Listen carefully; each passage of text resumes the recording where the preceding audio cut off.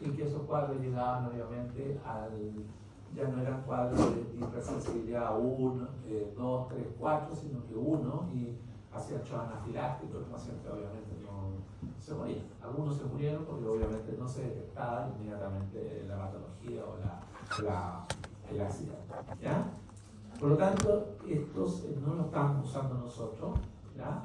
Y viene obviamente el grupo importante que es de potencia intermedia, no tiene reacciones adversas, menos vasodilatación, la lidocaína en comparación a otros anestésicos amiga, y puede usarse en forma tópica, como les expliqué, pero teniendo cuidado. En un adulto promedio que pesa 70 kilos, ustedes toman una gasa empapada de lidocaína y ponen esta lidocaína tópica en el área donde ustedes van a infiltrar, no deberían tener mayores complicaciones porque por el peso del paciente. Pero si estamos hablando de un niño de 2 años o de 3 años, no pueden hacer eso porque la absorción de esa cantidad de anestesia tópica puede producir una contraindicación o una sobredosis. Ahí es preferible que usen benzocaína. Eso lo van a aprender en autopediatría, pero se los cuento porque es importante que sepan que uno se absorbe 100% y el otro no tiene absorción o paso a través de la mucosa. Y esto sí que es importante, cómo nosotros vamos a terminar el uso del anestésico propiamente tal. La dosis máxima es 4,4 miligramos por kilogramo de peso. Ustedes multiplican 4,4 miligramos, cada 1 miligramo, por el peso y va a dar la cantidad de anestesia en miligramos máximo que pueden utilizar en ese paciente.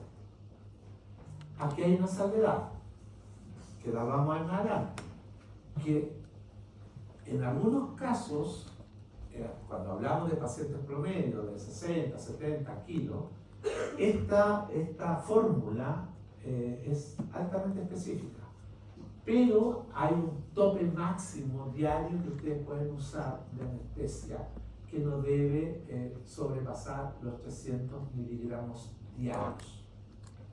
Aunque el paciente pese 200 kilos, no pueden usar más de 300 miligramos diarios. Esa es la salvedad y el alerta importante que tienen que tener. Por ejemplo, alguien que tiene una calculadora, saquen, multipliquen 4,4 por 80. Un paciente de 80 kilos. ¿Cuánto da? 352. 352 miligramos de anestesia. A ese paciente de 80 kilos no pueden guiarse por la fórmula. El acercamiento es perfecto, pero tienen que llegar hasta los 300 miligramos. Si el paciente pesa 20 kilos, 4,4 por 20, 88 miligramos. Entonces, mientras más nos alejamos de la campana media de Gauss hacia el extremo etario, estamos hablando de niños de 1 año, un niño de 1 año puede pesar 10 kilos, un niño de 2 años puede pesar 15 kilos, ahí es donde ustedes tienen que ser súper rigurosos en aplicar esta fórmula. Últimamente se ha aumentado ya la cantidad de miligramos por kilogramo de peso a 6 miligramos por kilogramo de peso. Nosotros, en un consenso general, no solamente en nuestra universidad, en otras, hemos llegado a la conclusión que 4,4 miligramos por kilogramo de peso es lo correcto. Ir más al límite es tener más probabilidad de tener dificultad.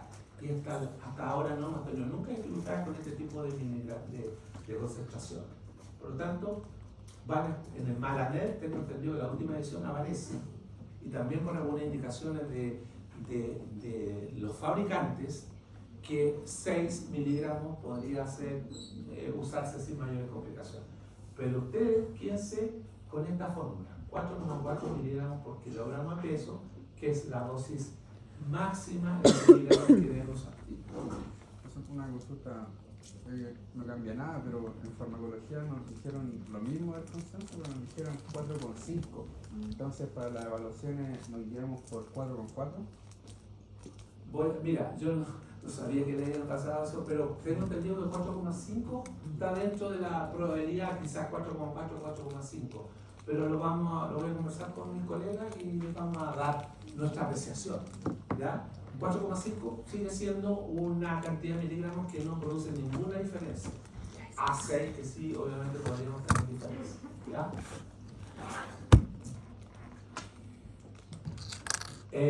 La mepivacaína, como les contaba, que es la menos vasodilatadora, ¿ya? Se indica en pacientes que está prohibido el uso de vasoconstrictores, por ejemplo, en embarazadas. Ese es un tema aparte, es un tema largo y tendido de estudiar y también van a tener clases de eso. Pero yo, por ejemplo, cuando quiero realizar un procedimiento en una paciente embarazada, ¿ya?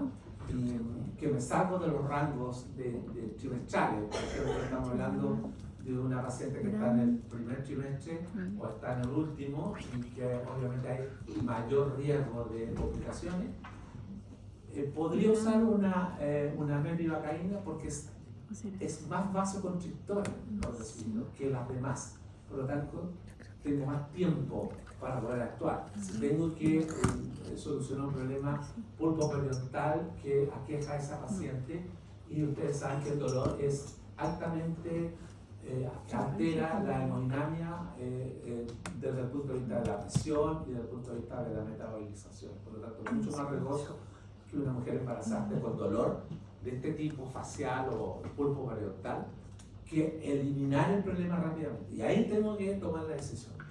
Alguna vez usamos la mepivacaína porque es más vasoconstrictora, siendo igual vasodilatadora. ¿Entienden eso? ¿Sí? Y sigue siendo la dosis máxima de 4,4 por kilo diario.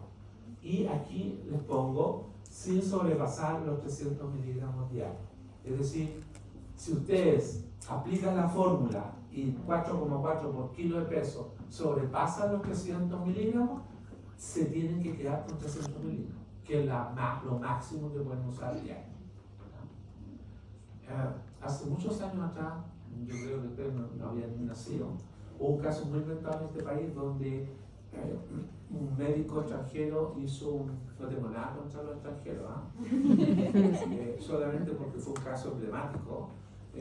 Se hizo una abdominoplastía en una clínica, no sé qué comuna, no me acuerdo, en forma local. El médico usó anestesia infiltrativa, lidocaína infiltrativa, para hacer una abdominoplastía, y el personaje usó 3 gramos de lidocaína. Infiltró en el abdomen de la paciente 3 gramos de lidocaína, cuando el máximo son 300 miligramos. ¿Se dan cuenta de la envergadura del cuadro? Obviamente esa paciente entró en un paro respiratorio y entró en un paro cardiorrespiratorio, y así todo, tampoco él tenía las condiciones ni supo las maniobras de poder sacar a ese paciente del paro, y la señorita se murió. Y fue un caso muy emblemático y lamentable. Entonces es importante que estas cosas las tengan muy claras, ¿ya?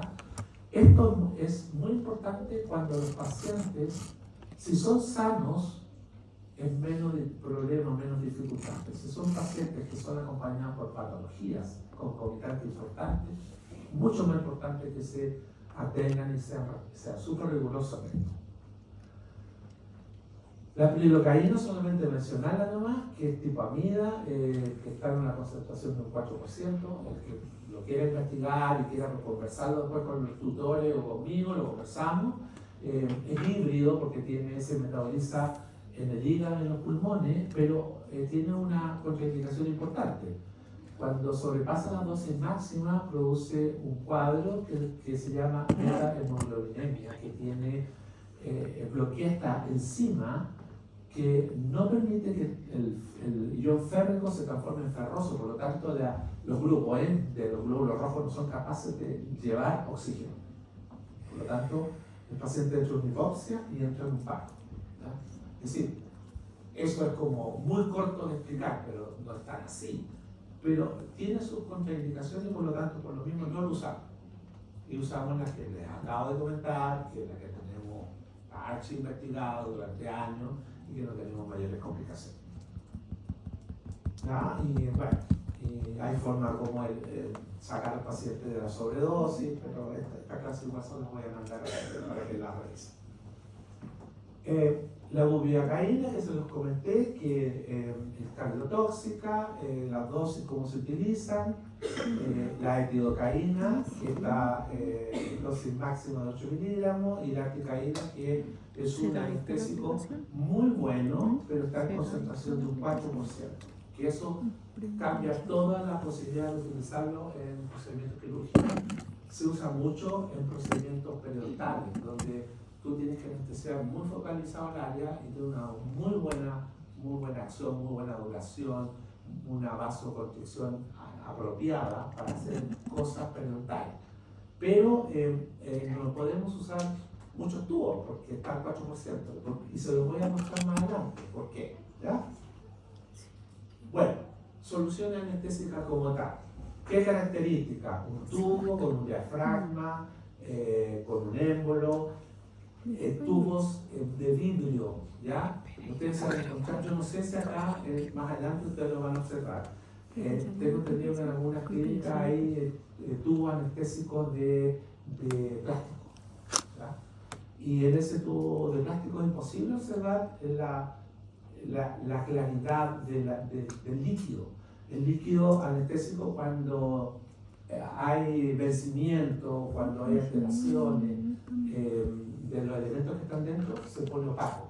En un tubo de plástico es muy difícil determinarlo. Solamente nos tenemos que guiar porque ese tubo esté dentro de los rangos de no vencimiento y tenemos que confiar mucho en eso. Pero lo ideal es que la anestesia sea en tubos de vidrio, preocuparnos que los diafragmas estén bien cerrados, que la goma esté adecuada, ¿ya? Que no hayan burbujas importantes, ¿ya? Dentro del tubo. Esas son cosas que hay que observar en el tubo de anestesia que ustedes van a utilizar para cuando intuben sus pacientes, ¿ya? Porque es lo mismo que ustedes van a desear en un profesional cuando ustedes se vayan a atender, que el profesional tenga el respeto, la delicadeza de estar muy preocupado de lo que está haciendo para que ustedes no tengan dificultad. Es lo mismo, ¿ya? ¿Cómo está compuesta este tubo? Hay una droga anestésica, que es la lidocaína, la mepivacaína, o la anestesia que ustedes vayan a usar. Pero si ustedes en el pregrado va a ser la lidocaína y la mepivacaína la va a usar, ¿ya? Un vasoconstrictor, ¿ya? Y va a haber un preservante para el vasoconstrictor, ¿ya? El preservante propiamente tal de la droga anestésica, que era el metil o propil parabenceno, se retiró. Por lo mismo que les comenté de los anestésicos ésteres, por el alto poder alergizante. En 1984 se sacó este preservante de los tubos anestésicos. En este momento los tubos anestésicos no tienen preservante de este tipo para anestesia, pero sí se estabiliza con soluciones tampón, ¿ya? Y sí que es importante saber que hay un preservante para el vasoconstrictor, ¿ya? Que se llama bisulfito, ¿ya? ¿Lo han escuchado? Sí. Que hay personas que sí son alérgicas, no, ¿ya? Y entonces ahí hay que tener mucho cuidado, ¿ya? Uno puede pedirle test de provocación, test de alergia, hay centros donde se hacen todos estos tests para determinar si realmente hay algún compromiso importante cuando el paciente denote algo, porque fíjense que aquí todo esto depende de cómo ustedes realizan su ficha clínica, de la entrevista que tengan con su paciente, y ahí no debe quedar nada al debe. Para eso lo estamos preparando, para que cuando ustedes realicen la ficha clínica cada vez más rápido, no demorarse un día en una ficha clínica, que está bien, pero hay un momento que se van a demorar 2 horas, después 1 hora, después 30 minutos, pero la ficha va a seguir siendo muy buena. Esa es la idea de la ficha clínica. Y obviamente para eso tiene que tener conocimiento, ¿ya? Bueno, y tiene soluciones tampón, cloruro de sodio, agua bidestilada, y estabilizadores.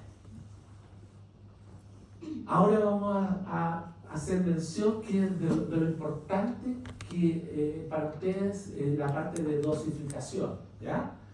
Se los traté de hacer lo más simple posible. Cuando usted calcula la concentración de un tubo de anestesia, los tubos de anestesia vienen al 2% o al 3%. Así se manejan los tubos anestésicos en este país. ¿Hay anestesia sin vasoconstrictor al 2%? Sí, pero está en ampolla. Pero en tubo anestésico, cuando ustedes vean un anestésico en un tubo anestésico al 2% es porque está con vasoconstrictor. ¿Ya? Eso es importante, que les quede esa idea. Y al 3% no tiene vasoconstrictor. Por lo tanto, para calcular la cantidad de miligramos de anestesia en el tubo, van a multiplicar el tanto por ciento por 1.8 ml. Es lo que tiene el tubo, el líquido. El líquido está conformado por 1.8 ml. Ustedes multiplican el tanto por ciento por 1.8 y sacan la coma y van a tener la cantidad de miligramos. Multipliquen, por ejemplo, 2% por 1.8 o por 18. 36. ¿Cuánto? ¿Cuántos miligramos entonces? 36. 36 miligramos, saca la coma. Entonces, el cartucho de anestesia al 2% contiene 36 miligramos de anestesia. ¿Les queda claro? Ya. Si fuera el 3%, sin vasoconstrictor, multipliquen 3 por 18. 54.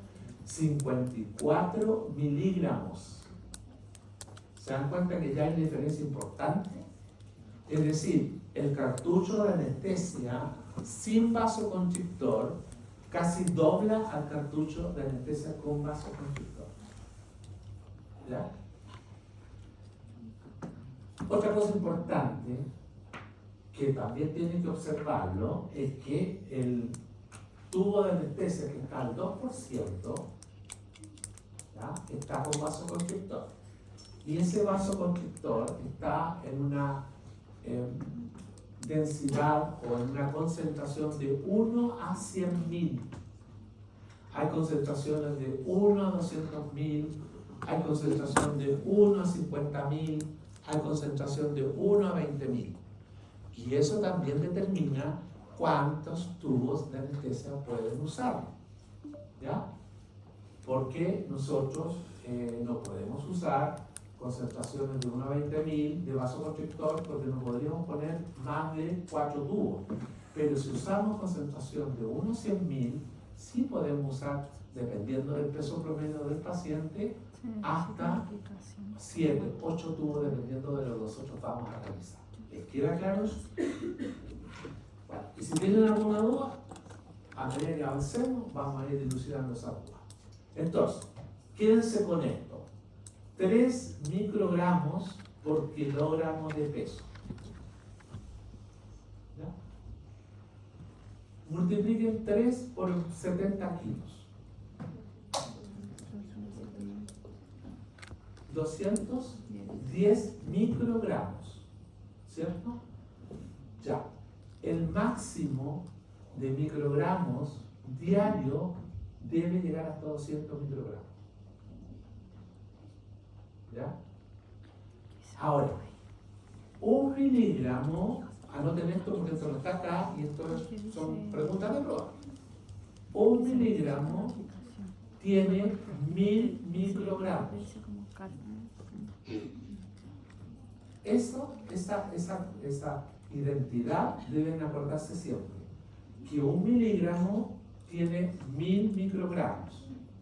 Por lo tanto, en base a esa proporción deben determinar ustedes la cantidad de microgramos o de miligramos que puede tener de vasoconstrictor el tubo de anestesia y a la vez también la cantidad máxima que pueden utilizar diario de vasoconstrictor. ¿Les quedó claro eso? Ya. Dosis máxima en miligramos. 4,4 por el peso del paciente, ¿cierto? Pero no sobrepasando los 300 miligramos. No se olviden de esa fórmula que es tope, ¿ya? Si el paciente pesa 95 kilos, 300 miligramos. Porque el promedio va a estar en los 70 kilos. Por ahí va a estar los 4,4 por 70 que te va a dar 300, ¿cierto? Eso así lo tienen que calcular. Dosis máxima de tubos. Dosis máxima dividido por cantidad de anestesia del tubo al 2 o al 3%. Por ejemplo, un paciente que pesa, multipliquen 4,4 por 70. ¿Ah? 308 miligramos. Divídalo por 36. Escúchame. Estoy hablando de cuánto te da. Pero lo primero, 4,4 por. Ya, pero entonces menos. 4,4 por 70. Un paciente promedio de 70 kilos. Ya, entonces menos. 65 kilos. Que quiero sacar la secuencia más. ¿Cuál se va a dar cuenta? Ya, 286 es la cantidad de miligramos de anestesia, ¿cierto? Y lo dividen por 36 o por 54, dependiendo si están usando la anestesia al 2 o al 3. Si es por 36, ¿cuánto estuvo? 7,9. En ese paciente no pueden usar más de 7,9 tubos, pero como 7,9 no es un número único, ustedes se bajan a 7 tubos. No van a 8 tubos, sino que disminuyen a 7 tubos. ¿Entienden eso? Y lo mismo, 4,4 dividido por 54. 5,29. Por lo tanto, en el mismo paciente van a poder usar 8 tubos al 2 y 5 tubos al 3. ¿Se dan cuenta que es importante tener clara la concentración?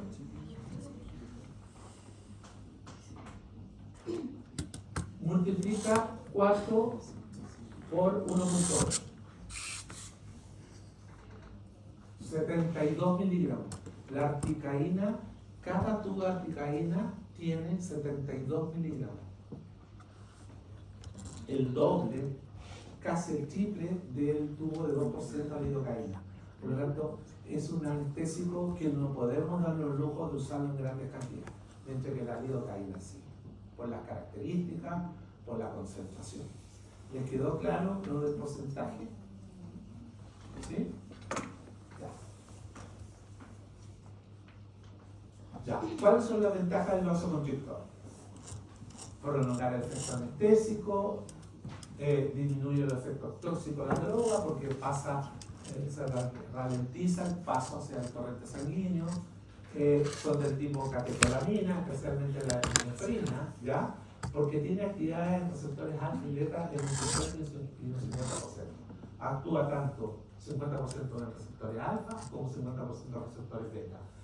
La norepinefrina tiene actividad en receptores alfa un 90%, no lo sé. Porque los receptores alfa están masificados en los vasos sanguíneos periféricos, entonces no los sirve para lo que estamos usando. Entonces usamos un vasoconstrictor de estas características de las catecolaminas que está en un porcentaje de un 50 y 50 y ahí encaja perfectamente la epinefrina. ¿Ya? No utilizar en patologías no compensadas, por ejemplo, en hipertensión severa o hipertensión refractaria. Hay pacientes que ustedes van a tomar la presión y va a estar un paciente que está en tratamiento con medicamentos para su hipertensión y no usar uno, va a usar 2 o 3 de toda la familia de los medicamentos para la patología hipertensiva.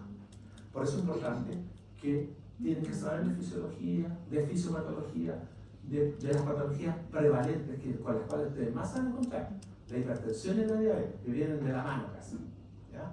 Entonces, hipertensión severa o refractaria, un paciente que está en tratamiento, pero usted le toma la presión y va a tener 190 con 100. Un paciente de alto riesgo. Entonces, eso va a marcar diferencia entre que lo hagan acá, lo deriven o determinen otro tipo de indicaciones, ya sea interconsulta, su médico tratante, algunos exámenes complementarios que ya algo conocen, o mucho o poco, pero conocen, ¿ya? La insuficiencia cardíaca congestiva, ¿ya? De alto peligro por el uso de vasoconstrictores, ¿sí? Vamos a usar anestesia con vasoconstrictor y queremos tener un procedimiento limpio, por eso usamos los vasoconstrictores, ¿no? Si vamos a hacer un procedimiento, una exodoncia, queremos que podamos extraer bien, que no haya mayor sangramiento. Si van a realizar un procedimiento de tipo rehabilitador, que no haya sangramiento en la encía, que puedan retomar bien las impresiones. Entonces, en este tipo de patología no deben utilizar vasoconstrictor, ¿ya? En el hipertiroidismo, ¿ya? O paciente con bypass. Pero con esto se tiene que quedar, ¿ya? Pero excepto porque usted está en un pregrado, en un lugar que está protegido para ustedes, pero todos estos pacientes en un hospital, bajo otra connotación, sí tenemos que proceder y hacer los procedimientos igual. Si un paciente tiene una hipertensión severa y tenemos que solucionar algo conducta facial o dental, lo tenemos que hacer. Si el paciente está con insuficiencia cardíaca o congestiva, también. Si está con bypass, hay un periodo de ventana, eso no lo saben ustedes, son 6 meses. Pero si está con bypass, operado hace 2 semanas y tiene una complicación, lo tenemos que solucionar. Pero si 8 es harina 8 constante. Lo importante es que esto lo tiene, primero aprender a manejar esto para después entender por qué pasa lo 8. ¿Ya? Absolutas, contraindicaciones absolutas. Angina inestable, ¿ya? Que especialmente cuando son angina en reposo, ¿ya? Infartos recientes. Cirugía reciente de bypass. Estoy hablando de acá, ¿ya? Del pregrado. Estoy hablando de un lugar de tipo de competencia universitaria, ¿no? Hospitales de alta complejidad donde sí tenemos que solucionar esto, ¿ya? Hipertensiones severas o refractario incontrolado, lo que les comentaba. Hipertiroidismo incontrolado, ¿ya? Todas las AMPAs que son corticodependientes y los tumores de la glándula suprarrenal con alta actividad de catecolamina. Esos son pacientes de alto riesgo. Pero si estos pacientes necesitan un procedimiento facial o dental de urgencia, porque si no se hace va a llevar a un problema más grave en el paciente, hay que hacerlo. Pero hay que hacerlo bajo otro caso. Y se puede, pero es importante que esto lo vayan comunicando. Ustedes van a atender pacientes controlados o pacientes sanos, pero no van a pasar de ahí, no van a pasar una SAT3, no una SAT4. Contraindicaciones relativas, pacientes tratados con antidepresivos tricíclicos. Y alguien que me diga por qué.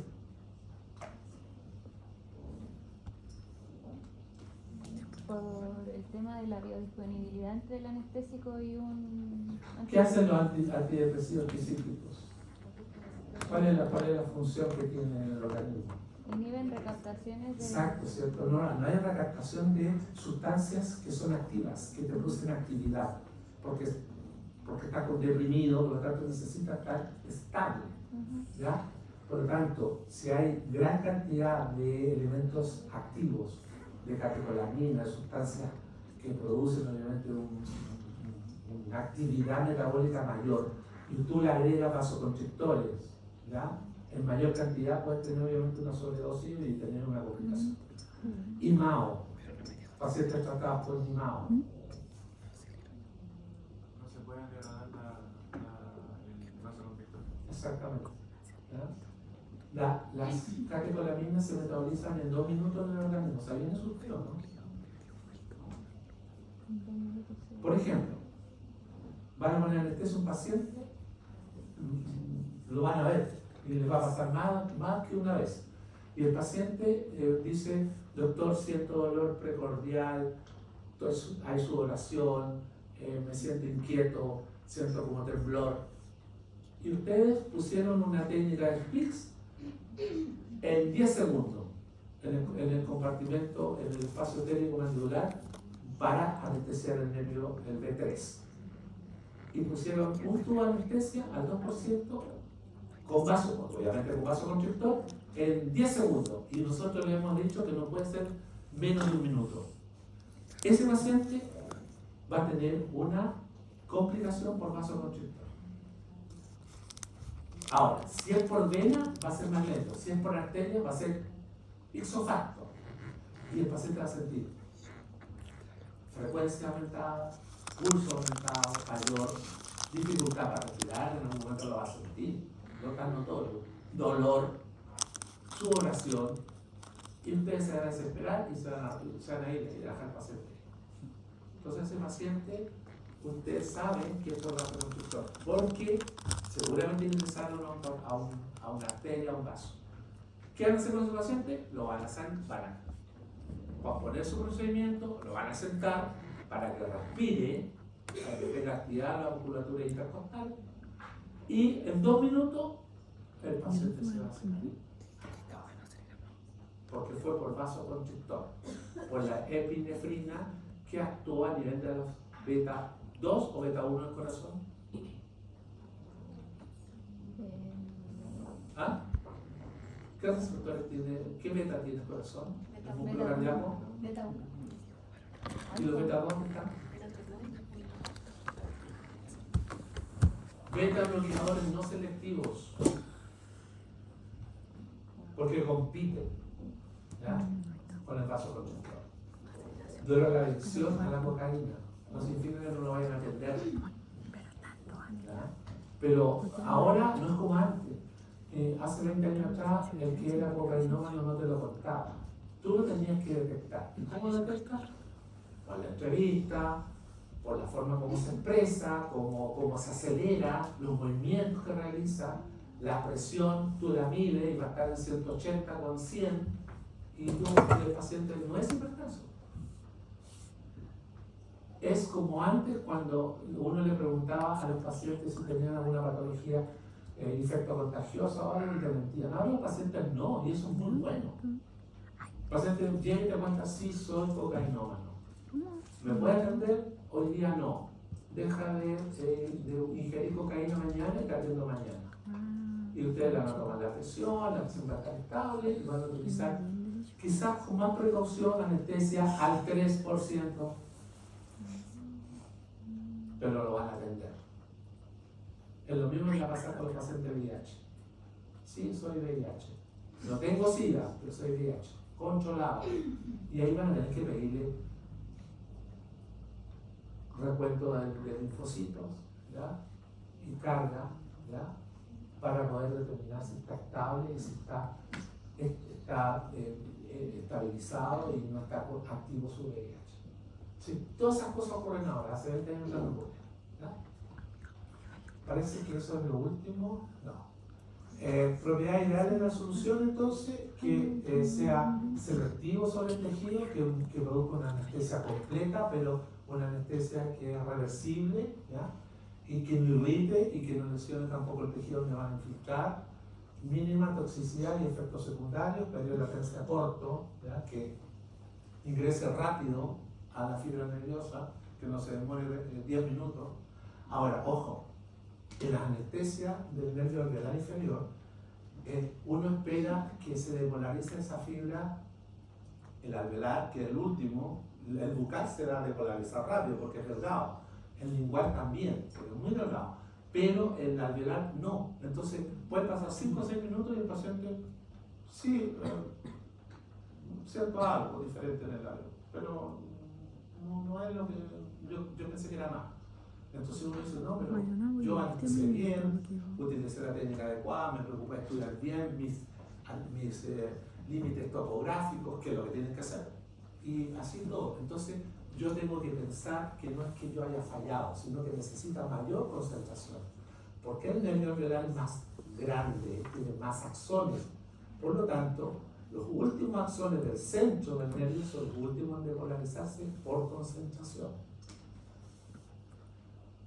por lo mismo uno espera 5 o 6 minutos. Y van a haber veces que van a infiltrar de nuevo y él va a decir, sí, siento diferente el labio, la lengua, no me duele nada, estoy bien. Y ustedes van a ir, van a hacer su revisión a la muela, a su esa dentaria, van a tratar de sacar el diente y le va a doler al paciente. Oh, y ahí están las sabias palabras del doctor Hernández, de su anatomía. Chuta, pero ¿y si tengo todo anestesiado, por qué no puedo sacar esta muela? Y entra la desesperación. Pero resulta que hay otras fibras nerviosas que pueden estar acompañando esa área. El plexo cervical superficial, el midrioideo con sus líneas aberrantes. Por eso es importante la anatomía, por eso es importante todo. ¿Ya? Y eso sería todo.